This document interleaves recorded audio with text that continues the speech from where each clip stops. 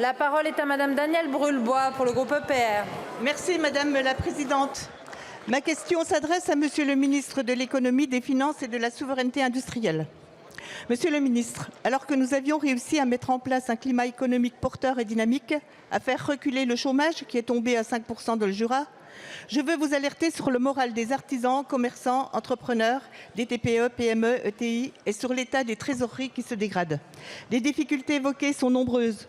Coût de l'énergie, de la décarbonation, la taxe carbone, la lourdeur des charges, la concurrence faussée des pays asiatiques, le protectionnisme des grandes puissances, mais aussi le bashing de la plasturgie et de la chimie.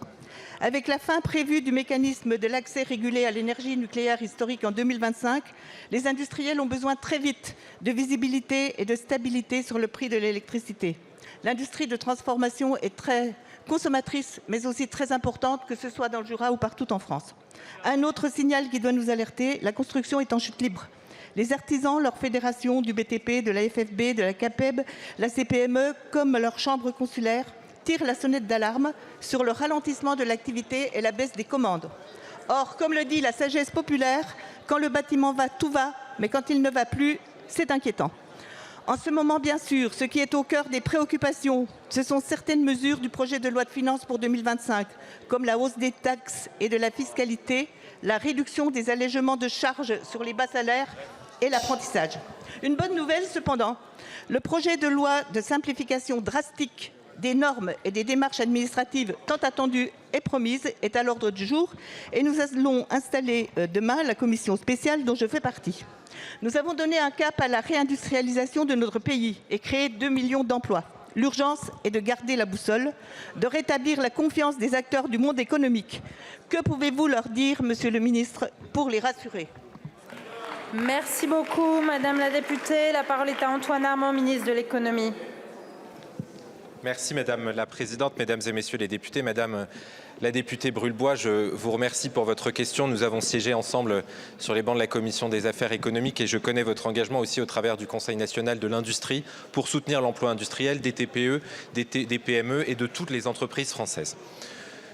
Nous sommes face à une situation conjoncturelle mondiale extraordinairement délicate. Et les récents résultats électoraux aux États-Unis nous appellent, comme l'a dit le Premier ministre, en Européens, à travailler davantage ensemble pour soutenir la croissance et la compétitivité au niveau européen et le faire sans naïveté.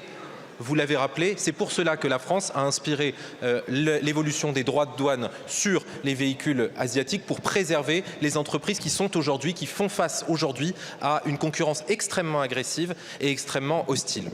Notre pays, ces dernières années, avec la majorité à laquelle nous appartenons aujourd'hui, sous une autre forme, a soutenu des réformes indispensables pour le pays et pour les entreprises qui ont créé des emplois.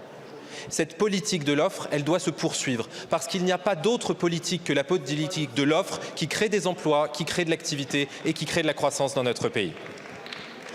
Sur la question que vous avez mentionnée, et pour reprendre les mots du Premier ministre, des allègements de charges. Nous le faisons d'abord parce qu'aujourd'hui, augmenter une personne au SMIC de 100 € coûte 450 €. Ça désincite clairement à l'augmentation des salaires. Nous en avons besoin pour le pouvoir d'achat. Nous le faisons aussi dans un contexte financier qui est délicat. Et je le dis ici, nous avons conscience de l'impact. Et c'est pour cela, comme le Premier ministre l'a dit, que nous sommes prêts à une évolution sur la mesure qui concerne les allègements de cotisations sociales. Nous y travaillons à vos côtés. Je vous remercie.